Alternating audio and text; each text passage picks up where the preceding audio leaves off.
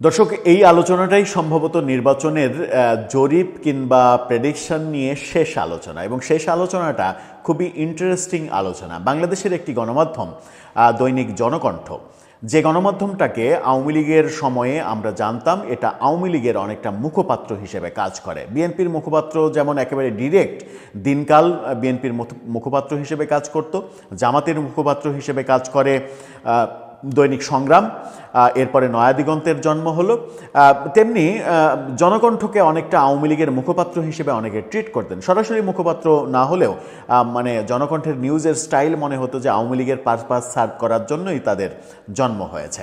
সেই মানে আওয়ামী ঘরানার পত্রিকা আমরা দেখেছি যে 2024-এ শেখ হাসিনা পতনের পরে সেই পত্রিকা দখল হয়ে যেতে এখনকার যারা ক্ষমতাবান, যারা প্রতাপশালী তাদের একটা বড় গ্রুপ সেই পত্রিকাটা দখল করলেন, মালিকদের সরিয়ে দিলেন। এই ঘটনাগুলো আমরা দেখেছিলাম।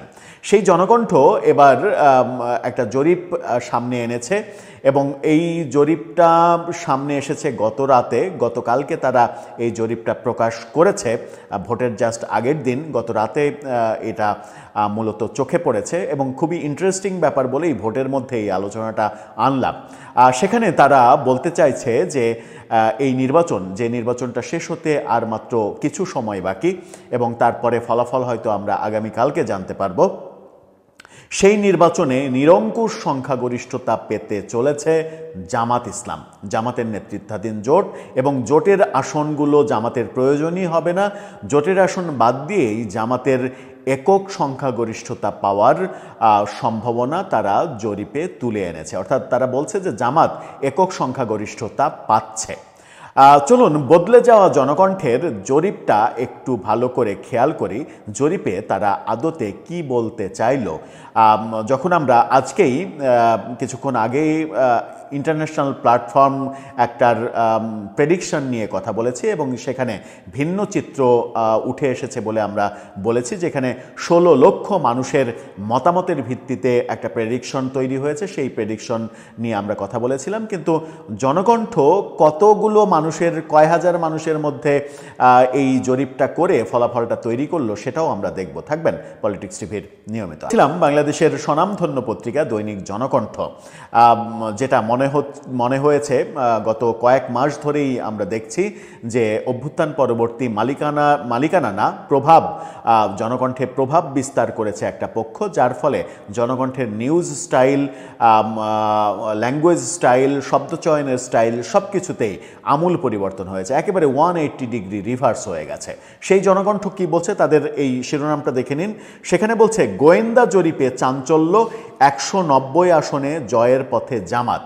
এখানে তারা গোয়েন্দা সংস্থার কথা বলছে। তারা বলছে যে গোয়েন্দা সংস্থার একটা জরিপ হয়েছে, যেখানে 190টার বেশি আসন পেতে যাচ্ছে একাই জামাত, এবং সাথে এনসিপি সহ তাদের জোটেরা যে আসন পাবে তাতে জামাতের আরও একটা জায়গায় বলছে যে এটা হচ্ছে সর্বনিম্ন, 190 হচ্ছে সর্বনিম্ন, ম্যাক্সিমাম 200-র বেশি তারা পাবে। কি বলছে তারা বলছে যে একটি গোয়েন্দা সংস্থার চাঞ্চল্যকর জরিপ সামনে এসেছে।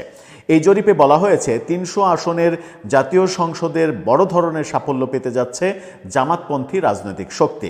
জরিপের বিশ্লেষণে দেখা গেছে 11 দলীয় জামাত জোট 170 থেকে 190টি আসনে জয় পেতে পারে বলে সম্ভাবনা রয়েছে, যা সরকার গঠনের ক্ষেত্রে বড় ধরনের সুবিধা এনে দিতে পারে।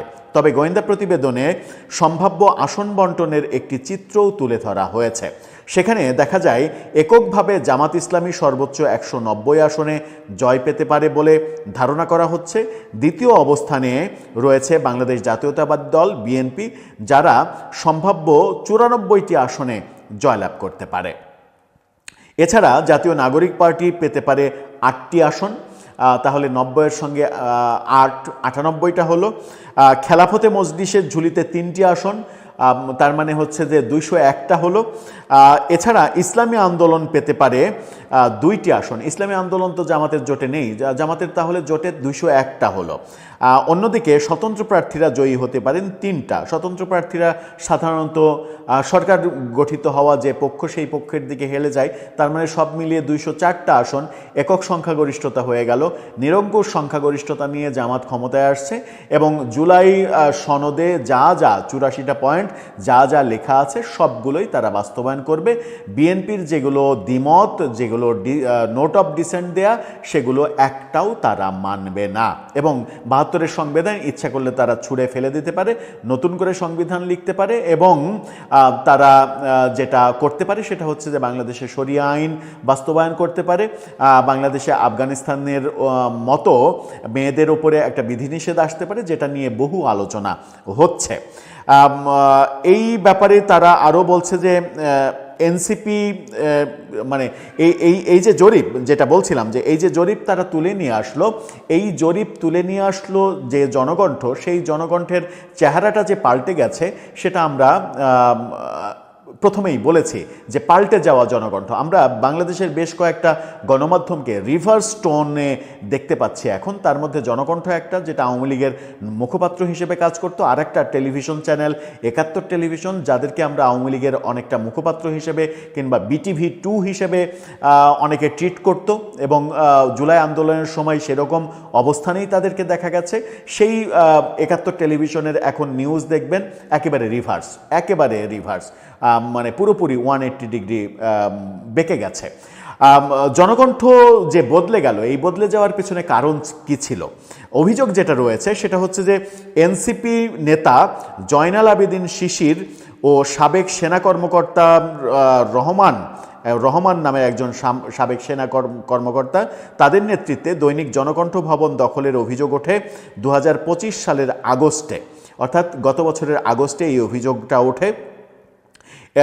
এই ঘটনার পরিপ্রেক্ষিতে মালিক পক্ষের বিরুদ্ধে মামলা এবং প্রতিষ্ঠানটির অনেক সাংবাদিককে চাকরচ্যুত বা স্বেচ্ছায় অব্যাহতি নিতে বাধ্য করার অভিযোগ পাওয়া গেছে। এনসিপি নেতা জয়নাল আবেদিন শিশির এবং সাবেক সেনা কর্মকর্তা রহমান এই মূল ঘটনাটা ঘটিয়েছেন বলে অভিযোগ বিভিন্ন সময় শোনা গেছে। জনকণ্ঠ ভবনে মব এবং জনতা তৈরি, মানে মব তৈরি করে সেখানে দখল এবং হামলার অভিযোগ উঠেছিল 2025 সালের আগস্টের শুরুর দিকে। মে মাসেও একই ধরনের হামলার অভিযোগ উঠেছিল এবং দল থেকে জয়নাল আবেদিনের কাছে সেই সময় ব্যাখ্যা চাওয়া হয়েছিল। একবার মে মাসে ঘটনা ঘটেছিল, সেই সময় জয়নাল আবেদিন শিশির জনকণ্ঠে একটা বড় পদে অধিষ্ঠিত হয়েছিলেন। এরপরে দেখা গেল যে আগস্টে আবারও হলো এবং তখন মালিক পক্ষকে সরিয়ে দেয়া এই ব্যাপারগুলো তখন হয়েছিল। পরবর্তীতে আমরা বিভিন্ন চাপে, মানে বিভিন্ন সংবাদপত্র, সংগঠন, আন্তর্জাতিক চাপ, সরকারের বাধ্য হয়ে কিছু চাপ, সেই চাপগুলোর কারণে আমরা দেখেছি পরবর্তীতে আবার যিনি মালিক, সেই মালিককে আবার পুনরায় ফিরতে, এবং মালিক যখন ফিরেছিলেন শামীমা খান, তিনিই এখন ভারপ্রাপ্ত সম্পাদক এবং প্রকাশক। সেরকম জনকণ্ঠের যে ক্রেডিট লাইন, সেই ক্রেডিট লাইনে আমরা দেখতে পাই। তার মানে জনকণ্ঠ যে বদলে গেছে এবং বদলে যাওয়ার ফলে যাদের অধীনে এই মুহূর্তে আছে তাদের কি এটা মনগড়া গোয়েন্দা রিপোর্ট, নাকি আমরা নির্বাচনের ফলাফল যখন আগামীকাল সকাল নাগাদ কিংবা আজকে গভীর রাত নাগাদই যেটা টের পেয়ে যাব, সেখানে আমরা সত্যি টের পেতে থাকব কিংবা পরিষ্কার হতে থাকব যে এই নির্বাচনে শেষ পর্যন্ত সবাইকে অবাক করে দিয়ে জামাত জোটই নিরঙ্কুশ সংখ্যাগরিষ্ঠতার দিকে যাচ্ছে এবং শেষ পর্যন্ত বিএনপির মানে হাপিত্যেশ করা ছাড়া আর কোনো উপায় থাকছে না। দর্শক, আপনার কি মনে হয়? জনকণ্ঠের জরিপের উপরে আপনি কতটা আস্থা রাখতে পারছেন?